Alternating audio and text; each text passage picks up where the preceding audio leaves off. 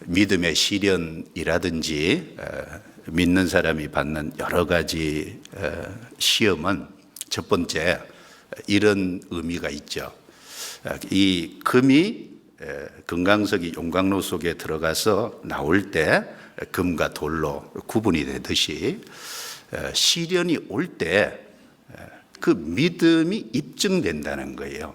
시련과 고난은 그 사람이 믿음이 있는지 없는지를 테스트하는 하나의 시금석이 됩니다. 그래서 고난을 통해 믿음의 진정성이 입증된다라고 할 수 있겠죠. 마태복음 13장을 찾겠습니다. 여기 적고 마태복음 13장 20절 21절 같이 읽습니다. 돌밭에 뿌리웠다는 것은 말씀을 듣고 즉시 기쁨으로 받되 그 속에 뿌리가 없어 잠시 견디다가 말씀을 인하여 환난이나 핍박이 일어나는 때에는 곧 넘어지는 자요.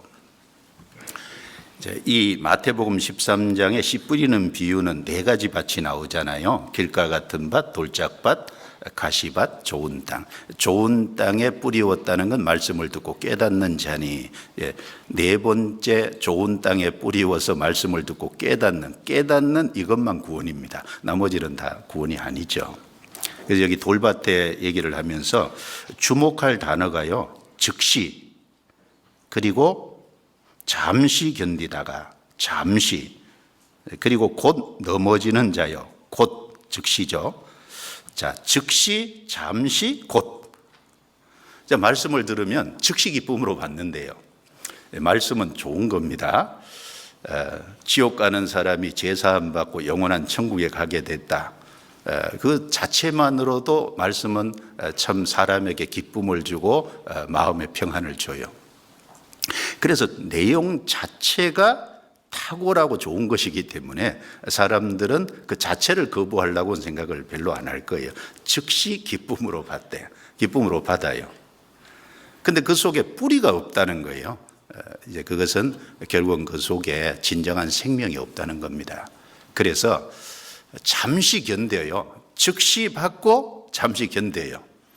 그런데 말씀을 순종하고 살아가는 삶은 만만한 삶이 아니거든요. 어려움도 있고 환난과 핍박도 오고 여러 가지 수고하고 희생해야 될 것도 있고, 그러니까 말씀에 순종하는 삶을 살아가기 위해서는 이게 환난이나 핍박을 통과해야 되는데, 고난을 통과해야 되는데, 고난이 오면 곧 넘어져요. 이게 뭘 말합니까? 그 속에 확실한 생명이 없다는 확실한 증거일 거예요. 생명이 있는 사람은 견뎌가죠. 그런데 곧 넘어져요. 자, 이런 환난과 핍박은 여기서 어떤 의미예요? 그 속에 생명이 없다는 걸 드러내는 역할을 했잖아요. 환난과 핍박은 생명이 있는지 없는지를 드러내는 시금석 역할을 합니다. 정말 믿음이 있는지, 정말 구원을 받았는지, 정말 하나님의 생명을 얻고 천국 들어갈 사람이 확실한지 그 진위 여부를 환난과 핍박이, 삶 속에 오는 환난과 핍박이 가려준다는 거예요. 예를 들어서 몇 가지 예만 들어보면 12제자 중에 두 그룹으로 분류를 하면 11제자하고 가룟 유다를 나눌 수 있잖아요. 이 중에 가룟 유다는 예수님을 따르는 목적이 오로지 세상적이고 육신적이에요. 이 권력과 명예, 돈 이런 걸 위해서 따랐어요. 오로지 그게 전부예요. 그래서 예수님을 따르면서 특별히 12제자 중에 동계를 자기가 맡고 요한복음 13장에 보면 거기 넣는 것을 습관적으로 훔쳐가고, 그리고 마지막 만찬석에서조차 끝까지 다른 제자들은 주여 주여 그러는데 자기는 끝까지 선생이여, 한 번도 예수님을 주라고 호칭해 본 적 없어요. 오로지 그 마음 중심을 들다 보면 명예와 권력과 돈, 오로지 세상적이고 육신적을 것을 얻는 것이 목적이에요. 자, 그런데 나머지 11제자를 보죠. 자, 11제자도 욕심이 있어요, 없어요? 있어요. 예루살렘 예수님이 죽으러 올라가는데 그 야고보 요한은 그 어머니를 시켜서요, 예수님이 왕이 되시면 하나는 오른편에 하나는 왼편에 우정승 좌정승 시켜주십시오.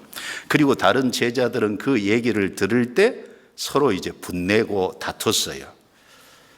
자, 야고보와 요한이 그걸 이제 어머니를 통해서 부탁했는데, 다른 제자들이 분냈다는 것은 순수한 마음일까요? 자기들도 똑같이 그렇게 되고 싶은 거예요. 다 똑같은 마음이 있었어요.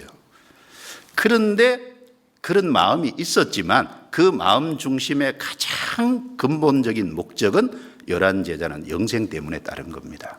요한복음 6장을 보면 예수님이 물고기 2마리 보리떡 5개로 5,000명을 먹이시고 12바구니를 거두실 때 예수님이 썩는 양식 위에서 일하지 말고 영생하도록 있는 양식을 일하라고 하시면서 내 살을 먹고 내 피를 먹는 자는 영생을 가졌다. 유대인들 입장에서 알아듣기 어렵죠. 그래서 이 말은 어렵다라고 하고 다 떠났어요. 자, 예수님이 12제자에게 물었어요. 너희도 가려느냐? 요한복음 6장 68절에 보면 베드로가 대답하기를 주여 영생의 말씀이 계심에 우리가 네게로 가오리까.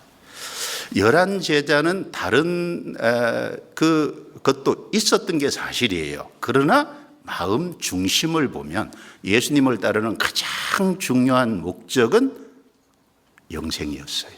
달랐어요.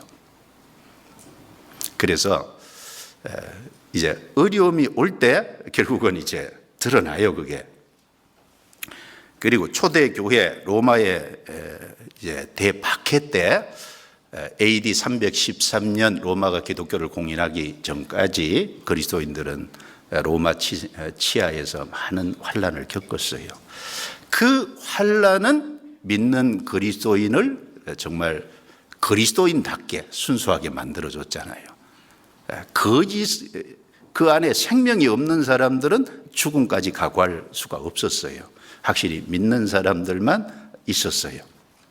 그런데 기독교가 공인되고 난 이후에 어떤 문제가 있었어요. 믿는 사람에게 특혜를 주고 믿는 사람에게 많은 이제 여러 가지를 보상해 주니까 가짜들이 많이 생겼잖아요. 그래서 믿는 자와 믿지 않는 자를 구분하기가 어려워졌어요. 여러분, 환난과 핍박과 여러 가지 믿는 사람 삶 속에 오는 고난은 그 사람의 믿음의 진위를 확실히 밝혀줘요. 찾지 않겠습니다만 열왕기하 3장의 내용에 보면요,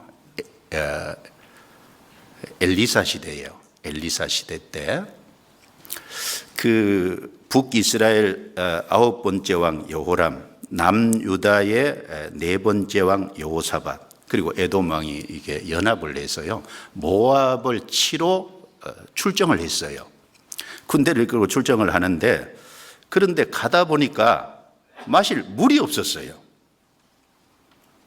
그래서 군사와 생축이 다 죽게 됐어요. 암담하고 절망적인 상황이 된 겁니다. 그때 여기 북이스라엘의 여호람 왕하고 남유다의 여호사밧 왕의 두 사람의 상반된 태도가 나와 있어요. 북이스라엘의 여호람 왕은 그 절망적인 상황에서 뭐라고 말했냐면, 슬프다. 여호와께서 이 세 왕을 불러 모아 모압의 손에 붙이려 하시는도다. 쉽게 말하면 우리 죽이려고 이렇게 하신다. 하나님이 우리를 모아서 죽이고 멸절시키려고 이렇게 하셨다. 사실은 하나님이 한 게 아니고 자기가 한 거잖아요. 자기가 군사를 모아서 지금 싸우러 가는데, 그 참담한 상황에서 하나님께 원망을 하고 하나님 앞에 합당치 않은 태도를 보였어요. 근데 그 여호사밧 왕은 믿음 있는 사람이죠. 뭐라고 했냐면, 우리가 여호와께 물을 만한 여호와의 선지자가 여기 없느냐. 그 참담한 상황에서요 여호사밧 왕은 믿음이 있으니까 하나님께 묻기를 바랐잖아요. 하나님이 원하시는 게 뭡니까? 하나님 이걸 어떻게 이겨나갑니까? 그 물을 만한 여호와의 선지자 하나님을 찾은 거예요. 한 사람은 하나님을 원망하고 한 사람은 하나님을 찾았어요. 자, 어려움이 있을 때 믿음의 진가가 드러나는 거예요. 다니엘서에 보면 다니엘서 세 친구와 다니엘이 나옵니다. 바벨론 제국 느부갓네살 왕이 막 어마어마한 신상을 만들어 놓고요, 절하라 그랬어요. 그러니까 다니엘의 세 친구가 왕이 절하지 않으면 풀무불에 집어 던지겠다고 하니까, 왕이여 만일 풀무불에 집어 던지면 하나님이 그 가운데서 우리를 건져내실 겁니다. 그러면서 또 중요한 말을 했어요. 다니엘서 3장 18절에 보면 그리 아니하실지라도, 즉 하나님이 우리를 건져주지 아니하실지라도 우리는 왕의 신들이나 왕이 만든 신상에게 절하지 않을 줄을 아시옵소서. 결국 불못불에 들어갔잖아요. 하나님이 보호해 주셨어요. 그리 아니하실지라도 그게 믿음인 거예요. 어려울 적에 믿음의 진가가 나타납니다. 하나님이 나를 축복해 주시면 감사하죠. 그런데 축복을 안 해주실지라도 여전히 섬기고 있다면 확실히 믿음을 가진 사람이에요. 어려움이 와도 여전히 섬기고 있다면 믿음을 가진 사람입니다. 다니엘은 어땠어요? 앞으로 한 달 동안 다른 신에게 절을 하거나 제사를 드리면 사자굴에 집어 던진다는 왕의 의인이 찍힌 조서가 도성에 각 곳에 붙었어요. 그런데 다니엘서 6장 10절에 보면 다니엘이 이 조서에 의인이 찍힌 것을 알고도 자기 집에 돌아가서는 예루살렘을 향하여 창문을 열어놓고 전과 같이 하루에 3번씩 무릎을 꿇고 하나님께 기도하며 하나님께 감사하였더라, 그렇게 기록을 했어요. 그게 무슨 말입니까? 죽더라도 하나님 향한 신앙은 안 져버리겠다는 거예요. 그리고 창문 닫아놓고 하면 안 돼요? 왜 열어놓고 해요? 보란 듯이. 평상시도 열어놓고 했거든요. 여전히 창문을 열어놓고 꿇어 앉아서 기도했어요. 그 어려운 순간에 다니엘이 믿음이 진짜라는 것이 드러나죠. 자, 그래서 시련을 통해 믿음이 있는지 없는지, 믿음이 있다면 그 믿음은 입증될 거고, 믿음이 없다면 믿음이 없는 것을 스스로 나타낼 겁니다. 하나님이 이스라엘 민족을 애굽에 400년 종살이하는데도 건져내시고 광야 40년을 통과하게 하신 것은요, 신명기 8장 2절에 보면 이는 너를 낮추시며 너를 시험하사, 그 시험이 테스트입니다. 테스트. 시험하사 내 마음이 어떠한지 그 명령을 지키는지 아니 지키는지 알려 하심이라.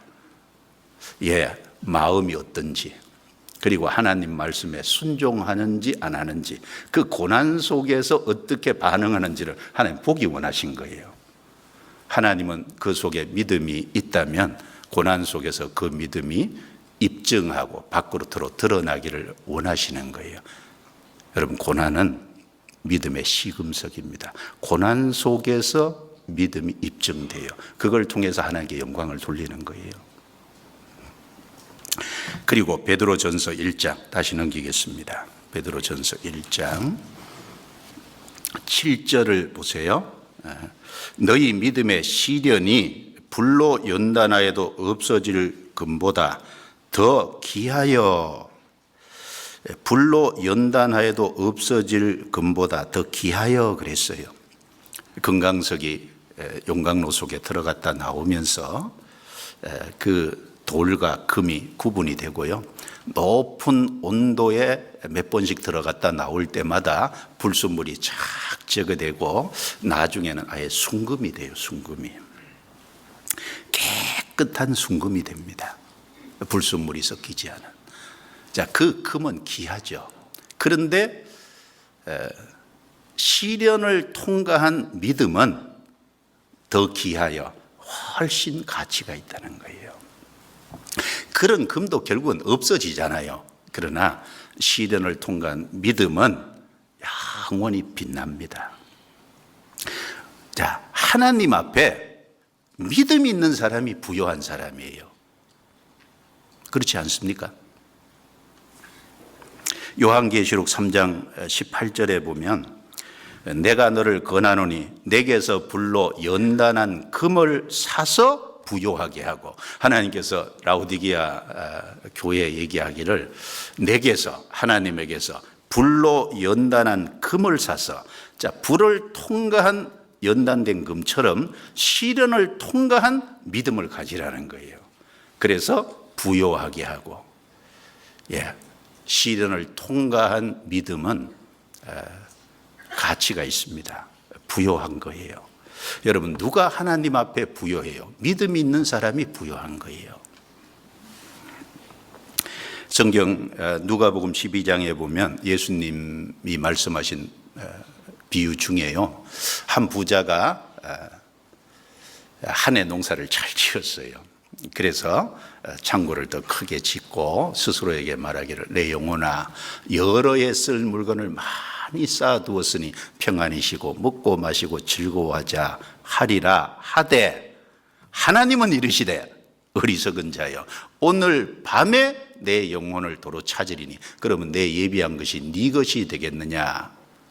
이와 같이 자기를 위하여 재물을 쌓아두고 하나님께 대하여 부요치 못한 자가 이와 같으니라. 하나님께 대하여 부요치 못한 자가 이와 같으니, 하나님께 대하여 부요한 사람이 있고 부요치 못한 사람이 있어요. 어떤 사람이 하나님께 부요한 거예요? 확실히 구원을 받아서 천국 갈 믿음을 가진 사람은 부요한 사람입니다. 그럴 뿐 아니라 믿은 이후에 신앙이 성장해서 불같은 시련을 통과해서 연단된 믿음을 가진 사람은 정말 하나님 앞에 부요한 사람이에요. 여러분, 예를 들어서요, 요셉 한번 생각해 보죠. 요셉은 12아들 중에 가장 믿음이 좋은 사람이에요. 그래서 아버지의 특별한 사랑을 받고 창세기 37장에 보면 채색 옷을 입었어요. 그래서 가정에서 아버지의 사랑을 받는 탁월한 아들입니다. 그 요셉하고 애굽의 총리가 된 요셉하고는 그건 달라요. 한 가정에서 아버지의 특별한 사랑을 받고 있지만 아직 시련을 통과하지 못한 요셉이에요. 하나님이 그를 불 같은 시련 속에 집어넣었어요. 형들에게 미움을 받게 했습니다. 그리고 형들에게 팔려 애굽으로 갔어요. 그리고 종살이를 했어요. 보디발의 아내의 시험을 통과했어요. 억울한 누명을 쓰고 감옥에 들어갔어요. 감옥에서 왕의 신하들의 꿈을 해몽해 줬는데 내 억울한 사정을 좀 왕에게 알려서 감옥에서 건져달라고 부탁을 했는데 2년 동안 까마득하게 잊어먹었어요. 세상에 그렇게 잊어먹을 수 있을까요? 그건 하나님이 잊어먹게 한 거예요. 그리고 나서 나중에 총리가 됐어요. 한 가정의 사랑을 받는 아들의 모습하고 이제 시련이라는 걸 통과하고 애굽의 모든 사람이 우러러보는 총리하고는 달라요. 누가 부요해요? 요셉이 믿음이 있기 때문에 부요하지만 시련을 통과한 요셉은 하나님 앞에 훨씬 부요한 사람입니다. 다윗은 2세 8아들 중에 가장 믿음이 좋은 사람이에요. 아버지의 양을 돌보는 목동 생활을 했습니다. 그 상태에서의 다윗하고요, 골리앗이라는 장군하고 싸워서 이기고 사울에게 한 10년 이상 쫓겨다니고 여러 가지 가정사의 많은 어려운 일들을 통과하고 하나님의 군인으로서 이제 전장에 나가서 여러 가지 어려움을 겪고 하나님을 의지하는 가운데 승리하는 그런 모든 것을 통과한 다윗하고는 다릅니다.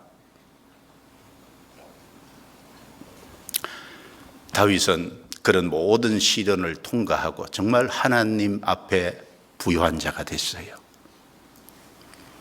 욥은 우스 땅에서 가장 큰 자였습니다.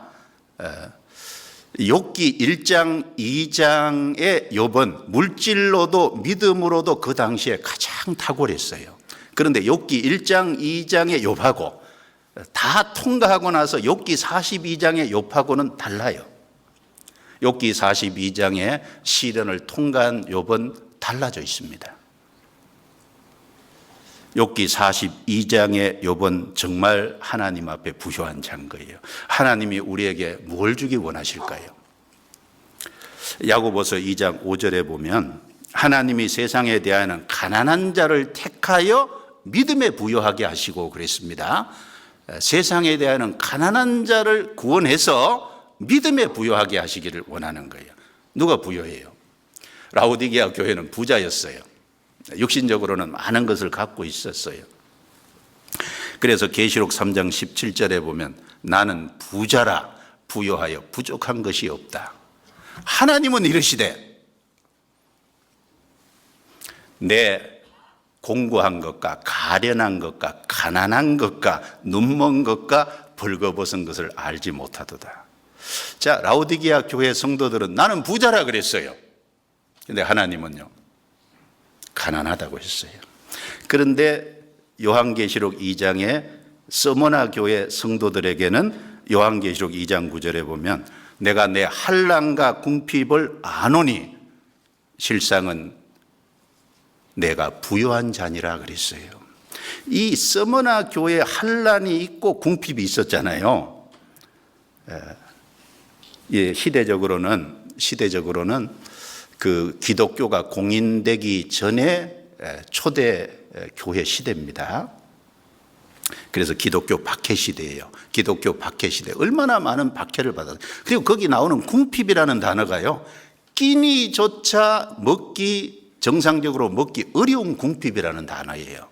그렇게 환난을 받고 가난했어요. 그런데 하나님은 그 서머나 교회 성도들에게 실상은 내가 부요한 자니라 그랬습니다.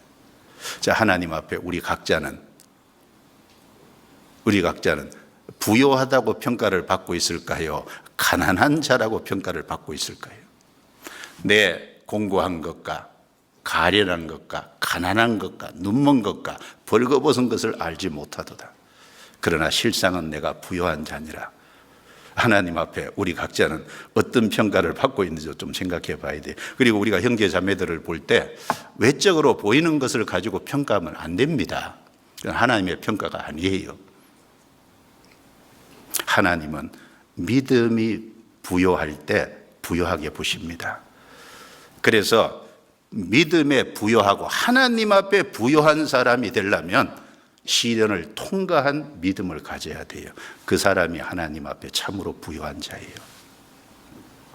하나님은 그걸 위해서 고난이라는 풀무불에다 우리를 집어넣는 거예요. 그리고 베드로전서 1장 7절 다시 봅니다. 자, 세 번째, 예수 그리스도에 나타나실 때 칭찬과 영광과 존귀를 얻게 하려 함이라. 예수 그리스도에 나타나실 때 칭찬과 영광과 존귀. 예수 그리스도 나타나실 때는 재림하실 때죠. 재림하실 때 칭찬과 영광과 존귀를 얻게 하시는 것이 고난을 통해서 그걸 주시기를 원하는 거예요. 그래서 고난은 칭찬과 영광과 존귀를 얻게 하는 통로예요. 고난을 통과하지 않으면, 믿음의 시련이라는 걸 통과하지 않으면 칭찬과 영광과 존귀는 없어요. 그래서 누가 얘기하더라고요. 이거는 삼중의 멸류관이라고. 칭찬, 영광, 존귀니까 세 가지잖아요. 자, 이걸 얻으려면 반드시 믿음의 시련, 고난을 통과해야 돼요. 그래서 하나님이 이걸 주시기 위해서 우리를 통과시키는 거예요. 그리고 로마서 8장 17절에 보면 자녀임은 또한 후사, 하나님의 후사요, 또한 그리스도와 함께한 후사니 우리가 그와 함께 영광을 얻기 위하여 그와 함께 고난도 받아야 될 것이니라. 그와 함께 영광을 얻기 위해서 그와 함께 고난도 받아. 우리가 수없이 들었던 말씀이잖아요. 고난은 영광으로 나아가는 통로입니다. 그리고 마태복음 5장 10절부터 12절에 보면 의를 위하여 핍박을 받는 자는 복이 있나니 천국이 저희 것임이라. 마태복음 5장에 팔복이 나오죠. 마태복음 5장 3절에 보면 심령이 가난한 자는 복이 있나니 천국이 저희 것임이라. 자, 천국이 저희 것임이라 그랬는데 10절에 와서 여덟 번째 복이 의를 위하여 핍박을 받는 자는 복이 있나니 천국이 저희 것이며 또 천국을 거론했어요. 좀 내용이 다르죠. 첫 번째 심령이 가난한 자는 천국이 저희 것임이라는 건 심령이 가난해야 하나님께 나오고 그리고 구원을 받으면 이제 천국에 들어간다는 의미에서 천국이 저희 것이며, 그 다음에 두 번째 애통하는 자도 복이 있나니 위로를 받을 거다. 죄사함의 위로죠. 그래서 첫 번째와 두 번째 복은 구원의 복을 가리키는 거예요. 그 다음에 중간에 다섯 가지는 신앙 인격과 관련된 거죠. 온유한 자는 복이 있다. 구원받으면 이제 온유한 주님의 인격을 닮아가고, 그 다음에 의에 줄이고 목마른 자는 복이 있나니 저희가 배부를 것이며, 이제 의에 줄이고 목마른 삶. 그 다음에 나오는 게 긍휼히 여기냐는 복이 있나니 긍휼히 여김을 받고, 구원받으면 긍휼히 여김을 받은 사람에게 또 긍휼히 여겨요. 마음이 청결한 자는 복이 있나니 하나님을 볼 것이며, 신앙 안에서 마음이 점점 깨끗해 가니까 영적으로 하나님을 분명하게 보게 되죠. 그리고 화평케 하는 자는 복이 있나니 저희가 하나님의 아들이라 일컬음 받을. 중간에 다섯 가지는 구원받은 이후의 신앙 인격이에요. 그리고 맨 마지막에 의를 위하여 핍박을 받는 자는 복이 있나니 천국이 저희 것임이라 라는 말은 천국 들어가는 것을 얘기하는 게 아니고 천국 들어가서 영광을 얻는 걸 얘기하는 겁니다. 그래서 11절에 나를 인하여 너희를 욕하고 핍박하고 거짓으로 너희를 거스려 모든 악한 말을 할 때에는 기뻐하고 즐거워하라. 너희에게 복이 있나니 기뻐하고 즐거워하라. 하늘에서 너희 상이 큼이라. 너희 전에 있던 선지자들 이같이 핍박하였느니라. 자, 보세요. 상이잖아요. 상입니다. 첫 번째 천국에 들어가는 거, 들어간 자격을 얻었으면 신앙 인격 속에 자라고, 그 다음에 고난까지 겪으면 하나님 앞에 상이 있어요. 자, 고난과 한란과 역경은 상을 받는 통로입니다. 통로. 자, 그리고 네 번째 고난의 목적을 2장에 넘어가 보겠습니다. 2장 18절. 18절부터 23절까지 읽어볼게요. 사한들아, 범사에 두려워함으로 주인들에게 순복하되 선하고 관용하는 자들에게만 아니라 또한 까다로운 자들에게도 그리하라. 애매히 고난을 받아도 하나님을 생각함으로 슬픔을 참으면 이는 아름다우나 죄가 있어 매를 맞고 참으면 무슨 칭찬이 있으리요. 오직 선을 행함으로 고난을 받고 참으면 이는 하나님 앞에 아름다우니라. 이를 위하여 너희가 부르심을 입었으니 그리스도도 너희를 위하여 고난을 받으사 너희에게 본을 끼쳐 그 자치를 따라오게 하려 하셨느니라. 저는 죄를 범치 아니하시고 그 입에 개사도 없으시며 욕을 받으시되 대신 욕하지 아니하시고 고난을 받으시되 위협하지 아니하시고 오직 공의로 심판하시는 자에게 부탁하시며 친히 나무에 달려 그 몸으로 우리 죄를 담당하셨으니. 거기까지 읽겠습니다. 여기 보시면 21절을 한번 주목해 보세요. 이를 위하여 너희가 부르심을 입었으니, 이를 위하여 부르심을 입었다. 하나님이 우리를 부르신 소명 중에 여기 한 가지가 기록되어 있어요. 그게 뭐냐? 앞절이죠. 19절. 20절. 죄가 있어 매를 맞고 참으면 무슨 칭찬이 있으리요. 같이 읽습니다. 오직 선을 행함으로 고난을 받고 참으면 이는 하나님 앞에 아름다우니라. 이를 인하여 선을 행함으로 고난받은 가운데 참도록 하기 위해서 우리를 부르셨다는 거예요. 우리를 부르신 목적이 많이 있지만 그 중에 하나가 선을 행함으로, 그리고 그 고난 가운데 인내하는 것을 위해서 우리를 부른 거예요. 그게 우리를 부르신, 즉 우리를 구원하신 목적이에요. 우리를 구원하신 목적이 많지만 그 우리를 구원하신 목적, 소명 중에 하나입니다. 고난은 구원받은 사람에게 주어진 소명 중에 하나예요. 보세요. 있을 수도 있고 없을 수도 있다 아니에요. 반드시 있는 거예요. 욕과 같은 고난은 있을 수도 있고 없을 수도 있어요. 그런데 그리스도인이 당연히 받아야 될 고난은 반드시 있어요.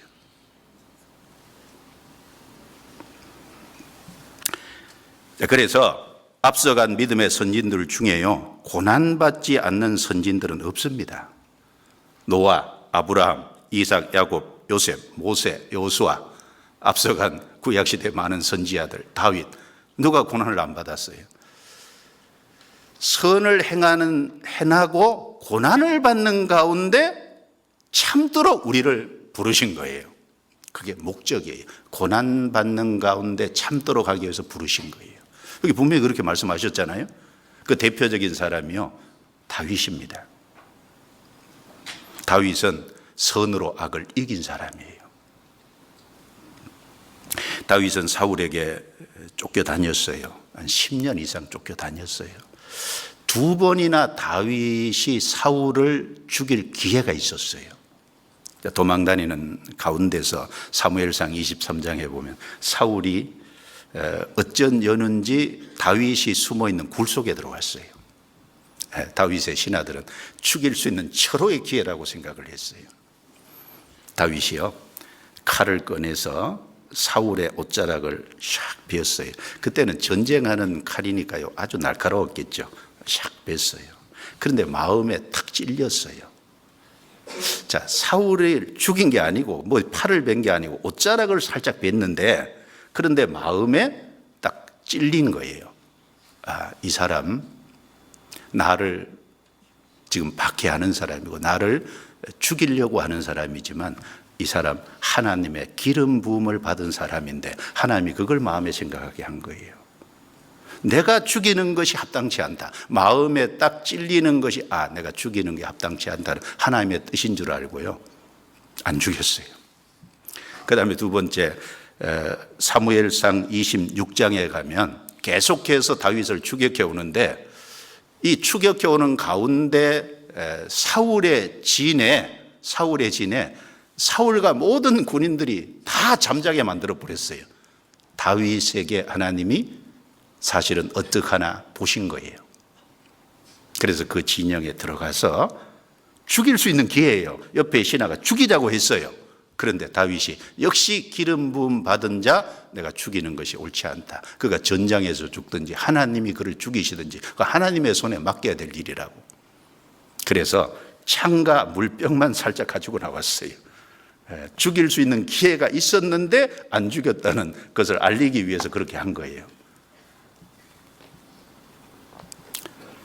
다윗은요, 악에 지지 않았어요. 선으로 악을 이긴 겁니다. 고난을 받는 가운데 선을 행함으로 고난을 받았지만 그러나 끝까지 참고 인내했어요. 그리고 그 보복하는 일을 하나님께 맡겼습니다. 그게 선으로 악을 이기는 거예요. 하나님은 그 일을 위해서 우리를 부르셨어요. 그래서 로마서 12장 21절에 보면 악에게 지지 말고 선으로 악을 이기라 라고 말씀을 했습니다. 악에게 지지 말고 선으로 악을 이겨야 돼요.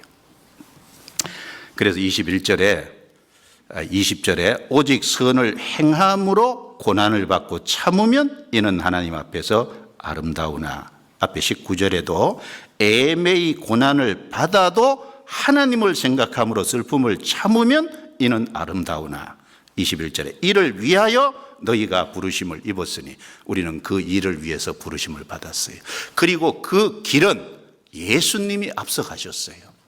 고난을 받으시되 위협하지 않았어요. 욕을 받으시되 욕하지 않으셨어요. 그리고 끝까지 십자가에 가셔서 우리를 구원하는 일을 완성하셨습니다. 하나님의 의와 선을 이루는 가운데 고난을 받았지만 예수님은 묵묵히 참았어요. 그리고 하나님의 선을 이루었어요. 그걸 위해서 하나님이 우리를 부르신 거예요. 우리도 그 뒤를 따라가야 됩니다. 그래서 고난은 그리스도인에게 주어진 소명 중에 하나이다. 이렇게 정리해도 될 거예요. 그리고 다섯 번째는 고난을 통해서 주를 증거할 기회가 주어져요. 자, 3장 13절입니다.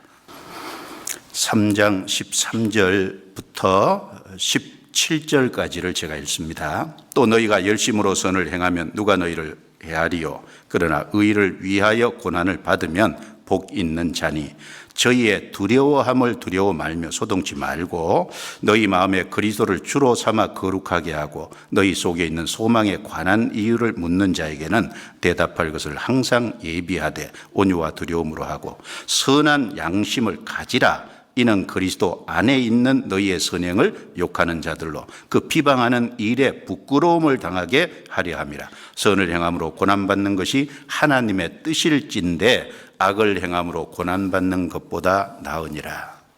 여기 보시면 선을 행함으로 고난받는 것이 하나님의 뜻이래요.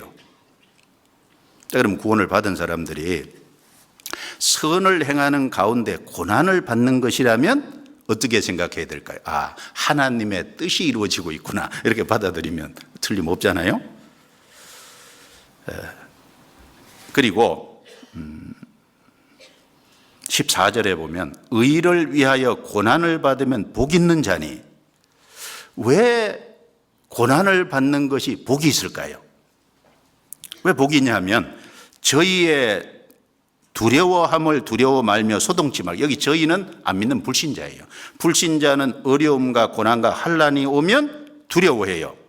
그 고난과 환난 자체를 두려워합니다. 그래서 소동을 해요. 그런데 구원을 받은 사람은요, 그 고난을 통해서 주를 증거할 기회가 주어지는 거예요. 그래서 15절에 이렇게 말씀했잖아요. 너희 마음에 그리스도를 주로 삼아 거룩하게 하고 너희 속에 있는 소망에 관한 이유를 묻는 자에게 대답할 것을 항상 예비하되 온유와 두려움으로 하고, 고난 속에서 주님을 증거할 기회가 주어지는 거예요. 구원받은 사람이요, 고난이 올 때 고난을 잘 견디면 소망에 관해 물어오는 사람들이 있어요. 그걸 참을 수 있는 힘이 어디에 있는지 물어옵니다. 그때 우리는 대답할 말이 있어요. 주를 증거할 기회가 주어지는 겁니다. 이 베드로 전서는 네로 황제 박해라는 큰 고난을 앞두고 기록됐어요. 자, 이걸 받는 1차 수신자들은 실제로 사자의 밥이 되고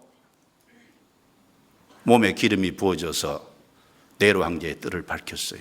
엄청난 박해를 통과했어요. 자, 사람들이 얘기하겠죠. 그들에게, 당신 내가 예수 모른다고 부인하고, 그리고 당시에 예수를 믿냐 안 믿냐의 테스트를요, 예수 이름을 한번 저주해 보라 그런대요. 믿는 사람은 예수 이름으로 저주할 수 없죠. 죽는 길을 택할 겁니다. 저주해 보라 그런대요. 그런데 그걸 부인하고 죽는 길을 택하는 거예요. 그럼 묻겠죠. 아니, 당신 예수 안 믿는다고 하면 되고 예수 이름으로 저주 한번 하고 안 죽으면 될 텐데 왜 그런 고난을 굳이 통과하느냐, 그렇게 물어올 거 아니에요? 그럴 적에 대답할 말이 있어요. 여러분, 고난 속에서 올바른 신앙으로 잘 견디면 전도할 수 있는 좋은 기회가 돼요. 바울은 억울한 누명을 싣고 시큰 두들겨 맞고 빌립보 감옥에 갇혔어요.